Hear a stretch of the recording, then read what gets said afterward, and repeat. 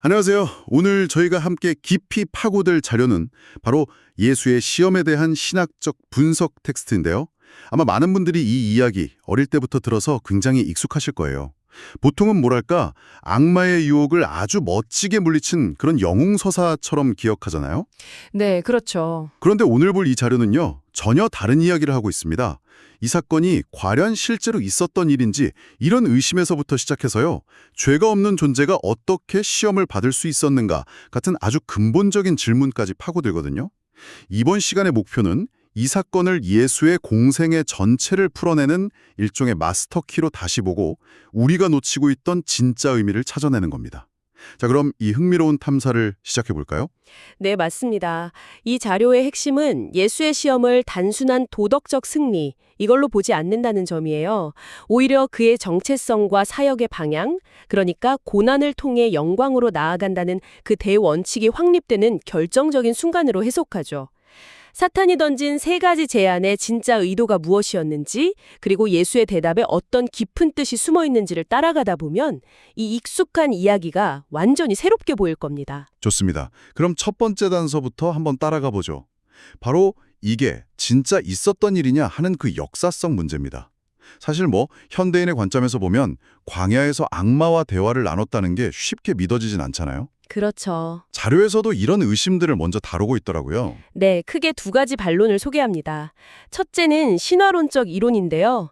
고대 종말론은 문학 같은 걸 보면 꼭 메시아와 사탄의 대결 구도가 등장하거든요. 아, 그런 장르의 특성 같은 거군요. 네. 그러니까 이건 실제 사건이 아니라 메시아라면 당연히 사탄과 싸워 이겨야지라는 어떤 신학적 필요에 의해서 만들어진 이야기라는 주장입니다. 일종의 문학적 장치라는 거군요. 그럼 두 번째는 뭐였죠?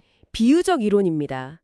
예수께서 제자들에게 앞으로 겪게 될 수많은 유혹의 본질, 이걸 설명하기 위해 일종의 비유를 들어 말씀하셨는데 이걸 후대 사람들이 실제 역사적 사건으로 오해해서 기록했다, 이런 가설이죠. 두 관점 모두 이 사건을 예수의 실제 삶과는 좀 분리된 상징적인 이야기로 본다는 공통점이 있네요. 맞습니다. 하지만 보내주신 자료는 이 두 가지 이론에 동의하지 않고 이 사건이 분명히 일어난 실제 역사라고 아주 강하게 주장하잖아요. 그 근거가 흥미로웠어요. 네, 바로 마태복음 12장 29절. 사람이 먼저 강한 자를 결박하지 않고서야 어떻게 그 강한 자의 집에 들어가 그 세간을 강탈하겠느냐 하는 예수의 말씀을 결정적인 증거로 제시합니다. 아, 그 비유 말씀이요. 네, 여기서 세간을 강탈하는 것은 문맥상 귀신을 내쫓는 예수의 사역을 가리켜요. 아, 그렇군요. 귀신을 쫓아내는 게 강한 자의 물건을 빼앗는 행위라면 그 전에 반드시 강한 자, 그러니까 사탄을 묶어버리는 일이 먼저 있어야 한다는 논리네요. 정확합니다. 바로 그 결박 사건이 이 광야에서의 시험과 승리라는 겁니다.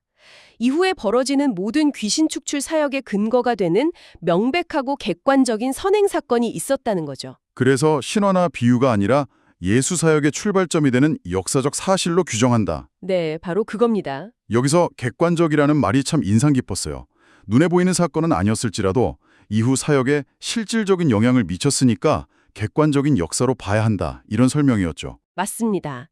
객관성과 유형성, 그러니까 눈에 보이는 형태를 구분하는 게 중요해요. 초감각적 세계에서의 만남이라 할지라도 그게 실제적인 결과를 낳았다면 충분히 객관적인 사건으로 볼 수 있다는 관점입니다. 알겠습니다. 일단 이 사건이 역사적 사실이라는 전제 위에 서서 다음 단계로 한번 넘어가 보죠. 그런데 자료를 읽다 보니 정말 충격적인 구절이 있었어요. 예수가 성령에 이끌려 시험을 받으러 광야로 갔다는 대목이요. 잠깐만요. 보통 성령은 우리를 유혹에서 지켜주고 보호하는 분으로 생각하는데 이건 마치 일부러 호랑이 굴로 빌어넣은 것처럼 들리거든요. 이건 어떻게 받아들여야 하나요? 아주 정확한 지적이세요. 바로 그 지점이 이 사건의 성격을 규정하는 핵심입니다. 이 자료는 이 사건이 사탄의 관점에서는 예수를 넘어뜨리려는 유혹, 즉 템테이션이지만 동시에 하나님의 관점에서는 그를 메시아로 세우기 위한 시험, 프로베이션이었다는 이중적 성격을 강조해요. 아, 성령이 주도하셨다는 건 이 모든 과정이 하나님의 적극적인 계획과 목적 아래 있었다는 뜻이죠. 와, 그러니까 사탄은 자기가 판을 짠다고 생각했지만 사실은 더 큰 그림 안에서 움직이고 있었을 뿐이라는 거네요. 그렇죠. 이건 단순히 예수가 죄가 없음을 증명하는 그런 소극적인 테스트가 아니었어요. 세례를 통해 메시아로서의 능력을 받으시자마자 성령이 그를 시험의 장으로 이끌어서 앞으로 펼쳐질 메시아 사역의 원칙과 프로그램을 확립하신 겁니다. 하나님의 주권적인 역사, 그 시작이 어떤 셈이군요. 네, 맞습니다. 그렇군요. 그럼 자연스럽게 다음 질문으로 이어지네요. 이 사건을 우리가 일상에서 겪는 유혹과 동일선상에 놓고 봐도 될까요? 보통 그렇게들 많이 이야기하잖아요.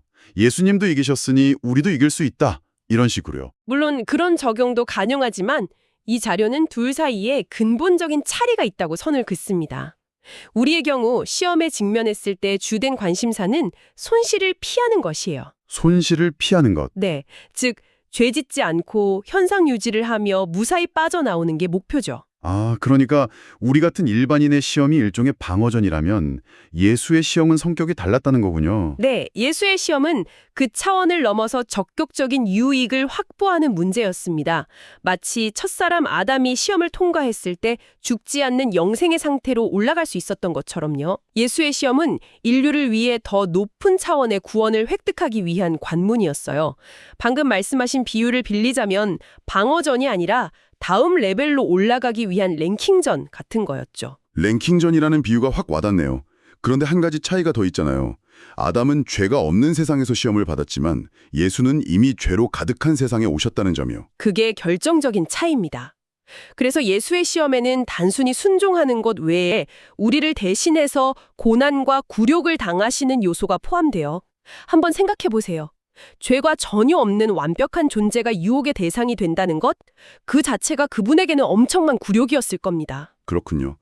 역사적으로 실제 일어난 사건이고 또 하나님의 계획이었으며 인류를 위한 랭킹전이었다는 점까지는 알겠습니다. 그런데 듣다 보니 역시 가장 궁금한 건 그 유명한 세 가지 시험의 내용이네요. 돌을 떡으로 만들어라. 성전에서 뛰어내려라. 내게 절하면 천하를 주겠다. 우리가 아는 해석과 이 자료의 해석은 어떻게 다른 건가요? 이 자료는 흔히 알려진 도덕적인 해석에 동의하지 않습니다. 아, 예를 들면요.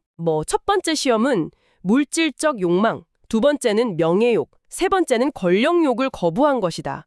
이런 해석이요. 그런 해석이 예수님의 답변과도 잘 들어맞지 않을 뿐더러 시험의 진짜 핵심을 놓치고 있다고 봐요. 핵심을 놓치고 있다고요? 그럼 진짜 핵심은 뭔데요? 이 텍스트가 제시하는 해석의 열쇠는요, 바로 예수의 낮아지심의 상태와 높아지심의 상태라는 신학적 견형입니다. 아, 낮아지심과 높아지심. 네.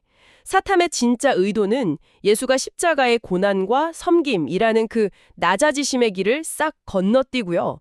장차 부활 후에나 누리게 될 권능과 영광, 즉 높아지심의 상태를 지금 당장 취하도록 부추기는 것이었다는 거죠. 와, 그건 전혀 생각 못 해본 관점이네요. 그럼 사탄의 유혹은 단순히 이 나쁜 짓을 해라가 아니라 네가 마땅히 받을 영광을 고생하지 말고 지금 당장 누려라는 어떻게 보면 굉장히 달콤하고 그럴듯한 제안이었던 거군요. 바로 그겁니다. 훨씬 더 교묘하고 본질적인 유혹이죠. 이 관점을 가지고 세 가지 시험을 하나씩 뜯어보죠. 먼저 첫 번째, 네가 만일 하나님의 아들이어든 명하여 이 돌들로 떡덩이가 되게 하라입니다. 40일이나 굶주린 상태였으니 정말 강력한 유혹이었을 것 같아요. 물론 육체적 배고픔도 있었겠지만 사탄의 진짜 노림수는 그게 아니었어요. 예수의 답변을 보면 힌트가 나옵니다. 사람이 떡으로만 살 것이 아니요 하나님의 입으로부터 나오는 모든 말씀으로 살 것이라. 이 구절은 신명기 8장 3절을 인용한 거거든요. 그 구절의 원래 배경이 중요하겠군요. 네, 그 말씀은 이스라엘 백성이 광야에서 만나를 먹었던 사건을 배경으로 합니다. 하나님이 일상적인 수단, 농사 같은 것 없이도 초자연적인 당신의 말씀의 능력만으로 생명을 유지시킬 수 있다는 걸 믿으라는 가르침이었죠. 아, 즉, 이것은 믿음에 대한 시험이었습니다. 사탄은 예수에게 너는 하나님의 아들이니까 아버지께 의존하지 말고 너 자신의 능력으로 이 문제를 해결해봐 라면서 독립적인 주권자처럼 행동하라고 유혹한 겁니다. 하지만 예수는 철저히 하나님 아버지를 신뢰하고 의존하는 낮아진 자의 길을 택하셨군요. 자신의 신적인 권능을 자신을 위해 사용하지 않고요. 바로 그겁니다. 그럼 두 번째 시험은 어떤가요? 성전 꼭대기에서 뛰어내리라는 거요. 네. 내가 만일 하나님의 아들이어든 뛰어내리라.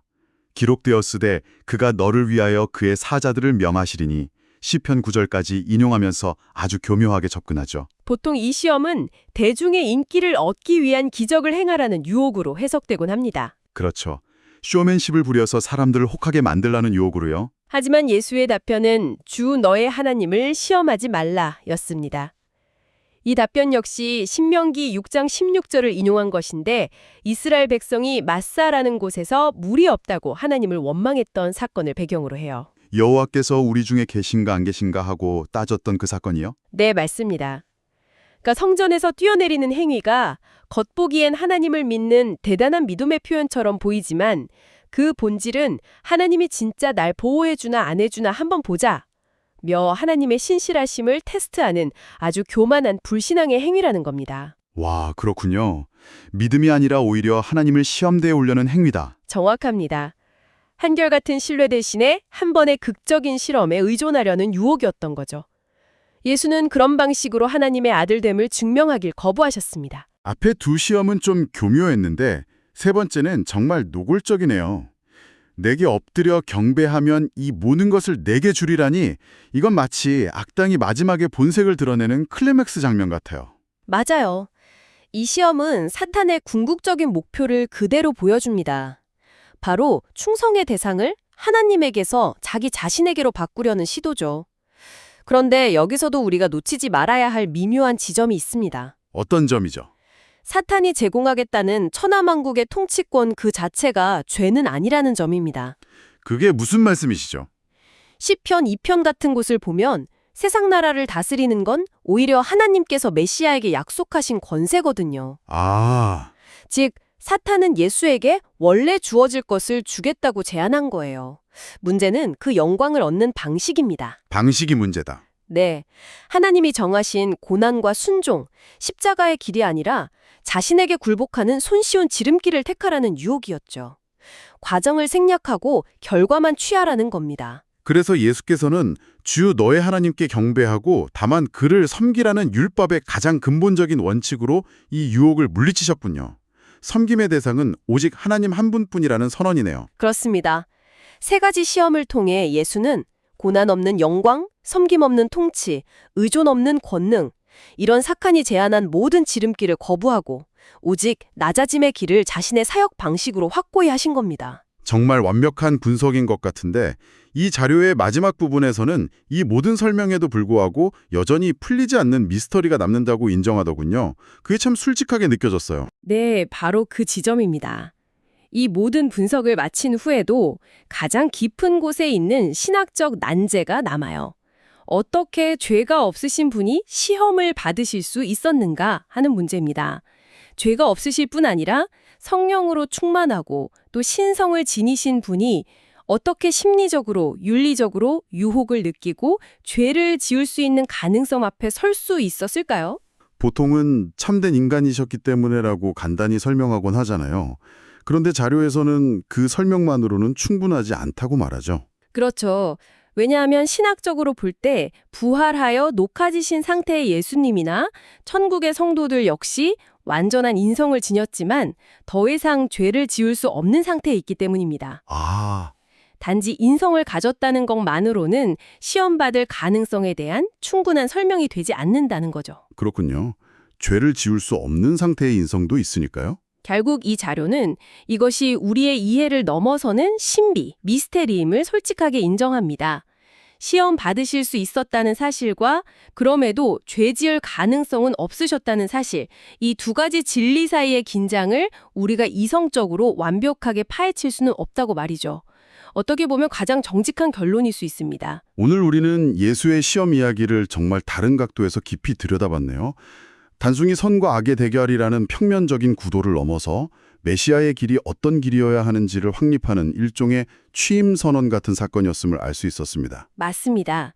사탄은 계속해서 고생 없는 지름길을 제안했지만 예수는 철저히 낮아짐의 길, 아버지께 의존하는 길, 그리고 율법 아래 한 인간으로서의 길을 선택하셨죠. 그리고 이 원칙이 이후 예수의 모든 사역을 관통하는 핵심 원리가 되었다는 말씀이시군요. 그렇습니다.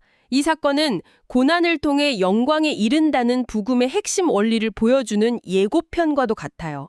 이후에 행하시는 모든 기적, 가르침, 심지어 귀신을 내쫓는 사역조차도 바로 이 광야에서의 근본적인 승리 위에 세워진 것이라고 이 자료는 분석합니다. 그렇군요. 그럼 마지막으로 이 깊은 분석을 바탕으로 생각해볼 질문을 하나 던져드리며 마무리하겠습니다. 만약 예수의 사역 전체가 이 고난이 먼저 영광은 나중이라는 광야의 원칙 위에 세워졌다면 우리가 복음서에서 마주하는 다른 기적이나 가르침, 예를 들어 오병이어의 기적이나 산상수훈 같은 다른 사건들을 이 낮아짐의 길이라는 관점으로 다시 읽어본다면 거기서는 또 어떤 새로운 의미를 발견할 수 있을까요?